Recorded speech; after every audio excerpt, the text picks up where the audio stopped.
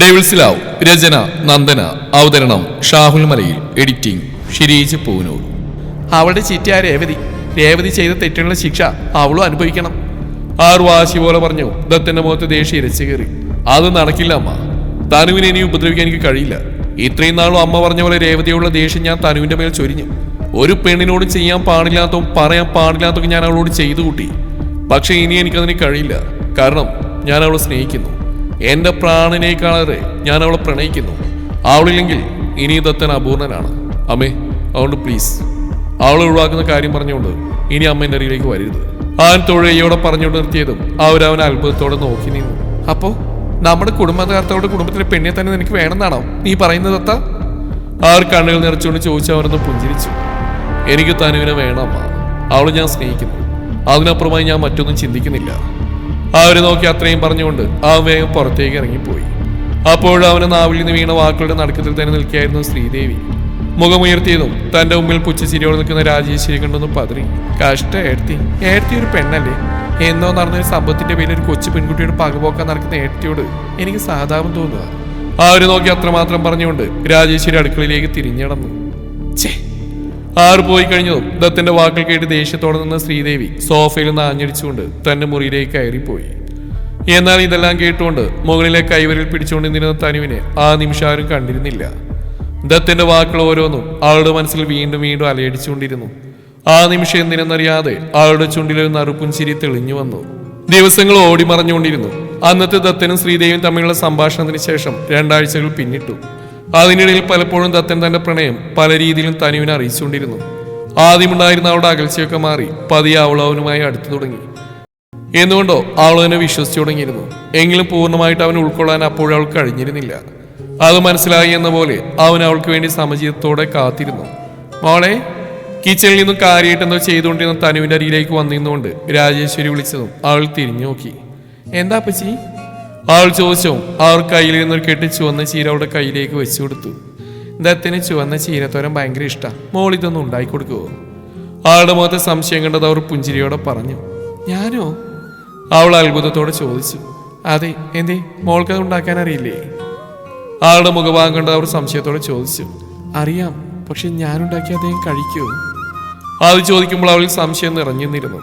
കാരണം ദത്തന് ഇഷ്ടപ്പെട്ട ഭക്ഷണ സാധനങ്ങളെല്ലാം ഉണ്ടാക്കി കൊടുക്കുന്ന അപ്പച്ചിയോ ശ്രീദേവിയോ ആയിരുന്നു. ഇല്ലെങ്കിൽ അവൻ കഴിക്കില്ലെന്നായിരുന്നു ശ്രീദേവിയുടെ പക്ഷം. അതെന്താ മോൾ അങ്ങനെ ചോദിച്ച്? അല്ല, അദ്ദേഹത്തിന്റെ ഭക്ഷണ കാര്യങ്ങളൊക്കെ അപ്പച്ചി അമ്മയും കൂടിയല്ലേ നോക്കുന്നത്, അതാ ഞാൻ ചോദിച്ച്. ആൾ കാര്യമായിട്ട് ചോദിക്കുന്നിട്ട് അവരൊന്ന് പുഞ്ചിരിച്ചു. അതൊക്കെ നേരത്തെ അല്ലേ മോളെ, ഇപ്പൊ അവന് നീ ഉണ്ടാക്കുന്ന കഴിക്കാനാണ് ഏറെ ഇഷ്ടം. ആരവളെ താടിയിലൊന്ന് കൊഞ്ചിച്ചുകൊണ്ട് പറഞ്ഞു. അവള് നെറ്റിച്ചു വിളിഞ്ഞു. എന്തേ, സംശയമുണ്ടോ? ആളുടെ മുഖത്തെ സംശയം കണ്ട് അവർ ചോദിച്ചു.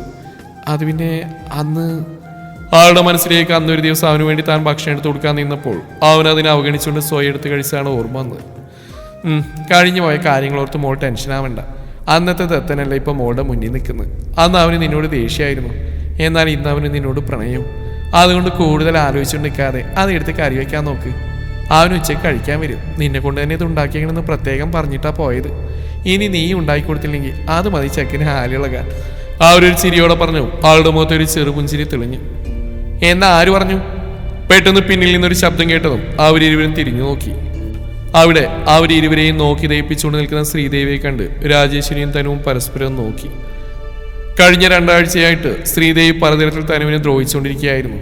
ദത്തൻ അവളെ സ്നേഹിക്കുന്നുണ്ടെന്ന് മനസ്സിലാക്കിയ നിമിഷം മുതൽ ശ്രീദേവിക്ക് അവളോടുള്ള ശത്രുത പകയായി മാറിയിരുന്നു. അവരുടെ ഉപദ്രവങ്ങൾ പലതും അവൾ കണ്ണിൽ നിന്ന് അടിച്ച് തള്ളിക്കളയുകയായിരുന്നു ചെയ്തുകൊണ്ടിരുന്നത്. തനുവിനെ ഒന്ന് തർപ്പിച്ച് നോക്കിക്കൊണ്ട് ശ്രീദേവി രാജേശ്വരിയുടെ അരിയിലേക്ക് വന്നു നിന്നു. എന്റെ മോന് ഭക്ഷണം ഉണ്ടാക്കി കൊടുക്കാൻ എനിക്കറിയാം.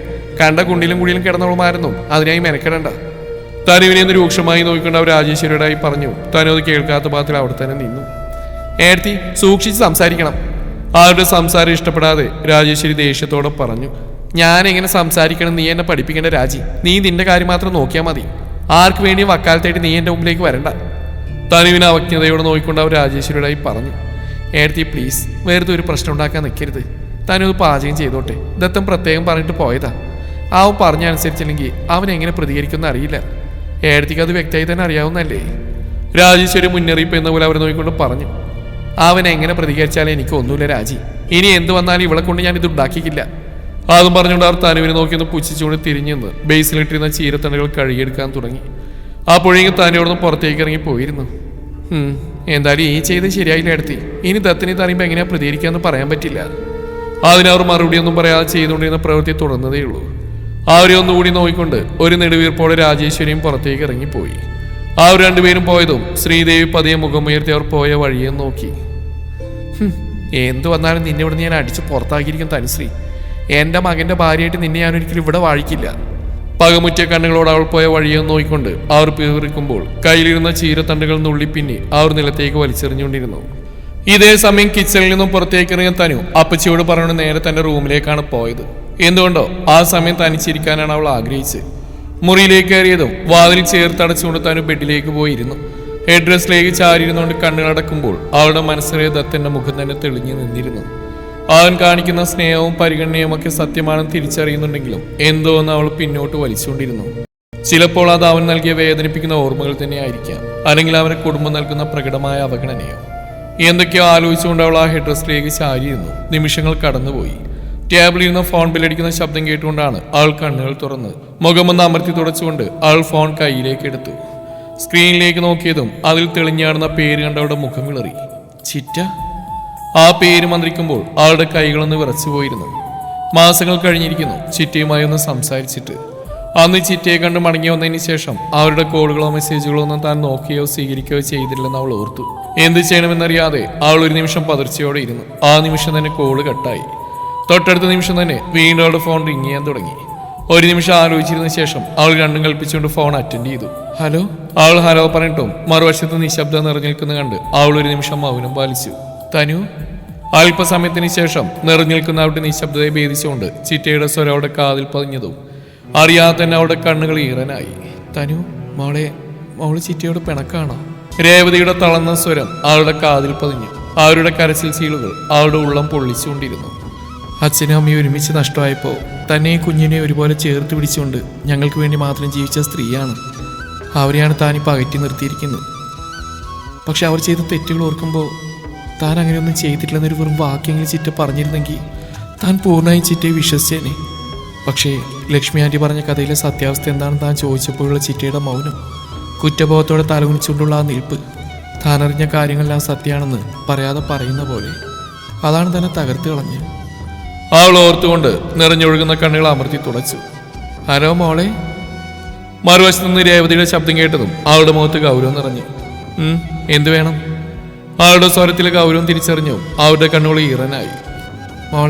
മോൾക്ക് ചിറ്റയോടുള്ള ദേഷ്യം ഇതുവരെ മാറിയില്ലേ മോളെ? അവർ ദയനീയമായി ചോദിച്ചും അവൾ കണ്ണുകളൊന്നും ചിമ്മി തുറന്നു. അതങ്ങനെ പെട്ടെന്ന് മാറുന്ന ഒന്നല്ലല്ലോ ചിറ്റേ. മോളെ വേണ്ട ചിറ്റേ, എനിക്കൊന്നു മാത്രം അറിഞ്ഞാൽ മതി. അവരെന്തോ പറയാൻ തുടങ്ങിയതും അവളുടെ ഉറച്ച ശബ്ദം അവരുടെ കാതിൽ വന്ന് പതിച്ചു. അവളുടെ ശബ്ദത്തിലെ കടുപ്പം മനസ്സിലായതും മറുതലക്കിൽ അവർ മൗനമായി നിന്ന് കണ്ണീർ വാർത്തു. എനിക്ക് ഒരു കാര്യം മാത്രം അറിഞ്ഞാൽ മതി ചിറ്റേ. എൻ്റെ ചിറ്റയ്ക്ക് സൂര്യനാരായണിൽ നിന്നൊരു കുഞ്ഞ് പറഞ്ഞിരുന്നോ? അവളുടെ ചോദ്യം കാതിൽ വന്ന് പതിച്ചതും ഒരു പിഞ്ചു കുഞ്ഞിന്റെ അലറിക്കരച്ചിൽ തനിക്ക് ചുറ്റും അലടിക്കുന്ന അയാൾക്ക് തോന്നി. ശ്വാസം പിടഞ്ഞുകൊണ്ട് അല്പപ്രാണനായുള്ള അതിന്റെ പിടച്ചിൽ തന്റെ കൺമുമ്പിൽ തെളിഞ്ഞു വന്നു. ഒടുവിൽ ജീവനില്ലാത്ത ആ പിഞ്ചുദേഹത്തെ ഒരു വെള്ളത്തുള്ളിൽ പൊതിഞ്ഞ് ബന്ധുക്കൾക്ക് കൈമാറുന്ന കൂടി മനസ്സിൽ തെളിഞ്ഞതും അവൾ കണ്ണുകൾ മുറുക്കി അടച്ചു പിടിച്ച കൺപീലുകൾക്കിടയിലൂടെ നീർത്തുള്ളികൾ ഒഴുകിയിറങ്ങി. ഇങ്ങനെ മിണ്ടാ നിൽക്കാൻ എന്തെങ്കിലും ഒന്ന് പറയിച്ചിട്ടേ, എനിക്ക് സത്യം അറിയണം. വീണ്ടും അവളുടെ ശബ്ദം കാതിൽ അലയടിച്ചതും അവർ ഞെട്ടിലോടെ കണ്ണുകൾ വലിച്ചു തുറന്നു.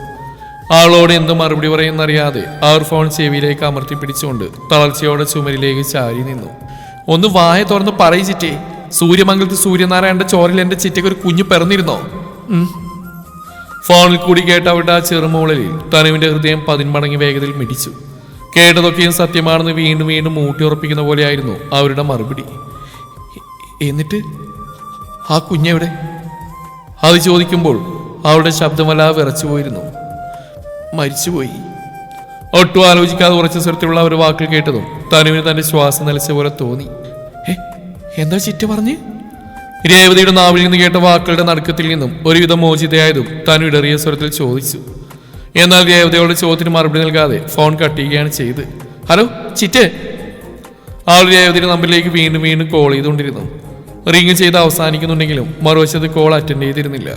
ദേഷ്യത്തോടെ അവൾ ഫോൺ കട്ടിലേക്ക് ഇട്ടുകൊണ്ട് അടുത്തിടുന്ന ചെയറിൽ കയറിയിരുന്നു. എന്തൊക്കെയാ താനീ കേട്ടത്?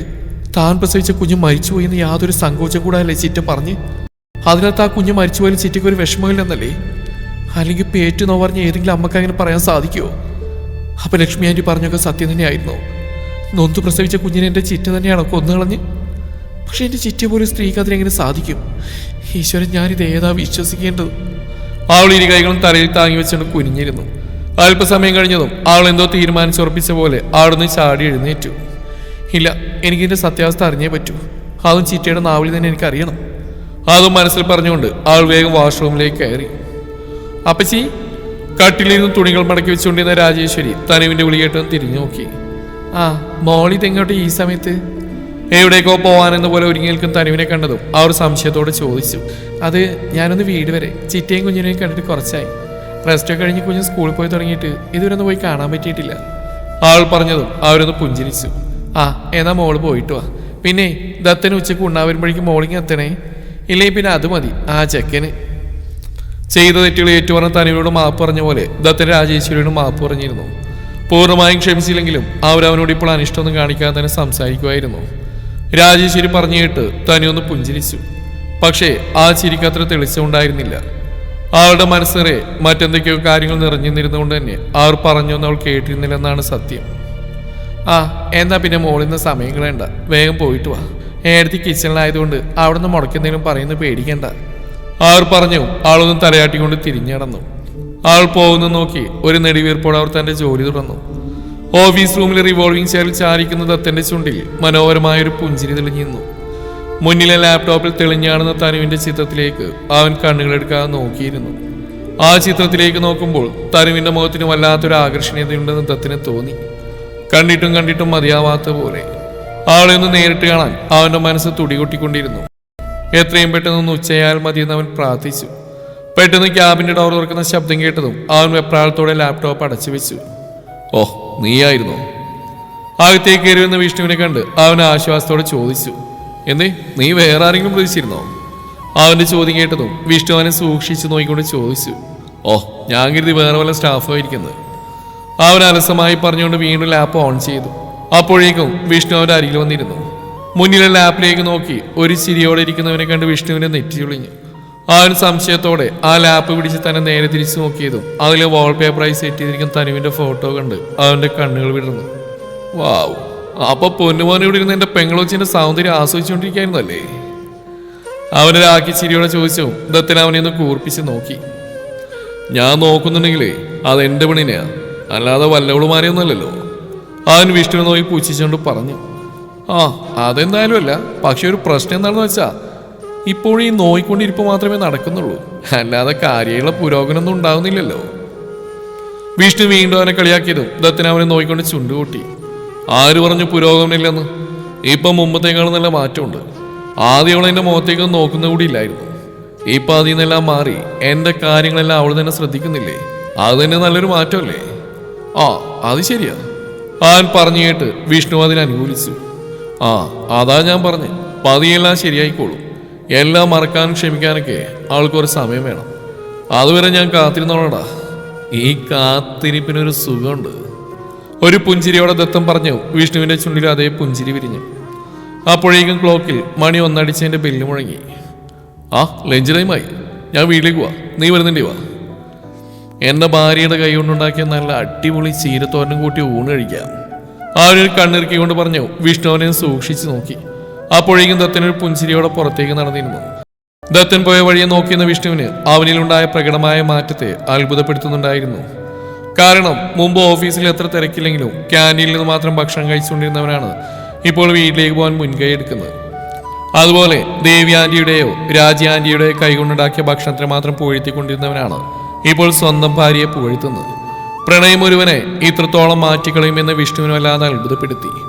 ആ നിമിഷം അവന്റെ മനസ്സിലേക്ക് ഏതോ ഒരു സിനിമയിൽ മോഹൻലാൽ പറഞ്ഞ വാക്കുകളാണ് കടന്നു വന്നത്. പ്രണയം വൃദ്ധനെ 16-കാരനാക്കും, അസുരനെ പോലും സ്വപ്നം കാണാൻ പഠിപ്പിക്കും. ആ ഓർമ്മയിൽ അവനൊന്ന് പുഞ്ചിരിച്ചു. ശേഷം തറയൊന്നു കുടഞ്ഞുകൊണ്ട് ദത്തൻ പോയ വഴിയെ അവനും തിരിഞ്ഞടന്നു. ഓട്ടോയിൽ നിന്നിറങ്ങി ഗേറ്റ് തുറന്ന് അകത്തേക്ക് നടക്കുമ്പോൾ തനുവിന്റെ കാറുകൾ പതിവിന് വിപരീതമായി വല്ലാതെ വിറക്കുന്നുണ്ടായിരുന്നു. ചിറ്റയിൽ നിന്നും സത്യമറിയണമെന്ന വാശിയോടെയാണ് ഇറങ്ങി പുറപ്പെട്ടത്. എങ്കിലും ഓരോ അടിവെക്കുമ്പോഴും അവളിൽ വല്ലാത്തൊരു ഭീതി നിറയുന്നുണ്ടായിരുന്നു. അസംഭവ്യമായതൊന്നും കേൾക്കാൻ ഇടവരുതേ എന്ന് പ്രാർത്ഥിച്ചുകൊണ്ട് അവൾ അകത്തേക്കുള്ള പടികൾ കയറി. സീറ്റ് ഔട്ടിലേക്ക് കയറുന്നുകൊണ്ട് കോളിംഗ് ബെല്ലിൽ വിരലമർത്തുമ്പോൾ കൈകളിൽ നിന്നുള്ള വിരൽ ശരീരമൊട്ടാകെ പടരുന്ന അവൾ അറിഞ്ഞു. നിമിഷങ്ങൾക്കകം വാതിൽ തുറക്കുന്ന ശബ്ദം കേട്ടതും അവൾ ഞെട്ടലോടെ തിരിഞ്ഞു നോക്കി. മുന്നിൽ തന്നെ കണ്ട് പകപ്പോടെ നിൽക്കുന്ന ചിറ്റയെ അവൾ നിർവികാരതയോടെ നോക്കി നിന്നു. അവളുടെ വരവിന്റെ ഉദ്ദേശം അറിയുന്നതുകൊണ്ട് തന്നെ ഒരു നിമിഷം അവളുടെ മുഖത്തേക്ക് നോക്കിയ ശേഷം രേവതി തിരിഞ്ഞകത്തേക്ക് കയറിപ്പോയി. തൊട്ടു പിന്നാലെ തന്നെ കടുപ്പമേറിയ മുഖത്തോടെ തനു അകത്തേക്ക് കയറി. ചിറ്റേ, ജനലിലൂടെ പുറത്തേക്ക് നോക്കുന്ന രേവതി പിന്നിൽ നിന്ന് തനുവിന്റെ ശബ്ദം കേട്ടും തിരിഞ്ഞു നോക്കി. അവളുടെ മുഖത്തെ ഗൗരവത്തിൽ നിന്ന് തന്നെ അവൾ എന്തോ തീരുമാനിച്ചുറപ്പിച്ചുകൊണ്ടുള്ള വരവാണെന്ന് അവർക്ക് മനസ്സിലായിരുന്നു. അതുകൊണ്ട് തന്നെ അവരവളിൽ നിന്ന് നോക്കിയ ശേഷം ഒന്നും മിണ്ടാതെ വീണ്ടും പുറത്തേക്ക് നോക്കി നിന്നു. അവരുടെ ആ താല്പര്യമില്ലായ്മ അവളുടെ മുഖത്ത് നീരസം തെളിയിച്ചു. ചിറ്റേ, അവൾ വീണ്ടും വിളിച്ചു. അവർ ദേഷ്യത്തോടെ തിരിഞ്ഞ് അവളെ നോക്കി. എന്താ തനു, എന്താ നിനക്ക് വേണ്ടത്? അവരും അതേ ദേഷ്യത്തോട് തന്നെ അവളോട് ചോദിച്ചു. എനിക്കെന്താ വേണ്ടെന്ന് ചിറ്റയ്ക്ക് അറിയില്ലേ? എനിക്ക് സത്യം അറിയണം ചിറ്റേ, അതും ചിറ്റയുടെ നാവിൽ നിന്ന് തന്നെ. ഇനിയും ആര് പറയുന്നത് കേൾക്കാൻ എനിക്ക് താല്പര്യമില്ല. മറ്റാരെയും ഞാൻ വിശ്വസിക്കുന്നുമില്ല. എൻ്റെ ചിറ്റ പറയുന്ന എനിക്ക് വിശ്വാസം. അതുകൊണ്ട് പറയും ചിറ്റേ, അവരൊക്കെ പറയുന്ന പോലെ അങ്ങനെ ഒരു പാതകൻ്റെ ചിറ്റ ചെയ്തിട്ടുണ്ടോ?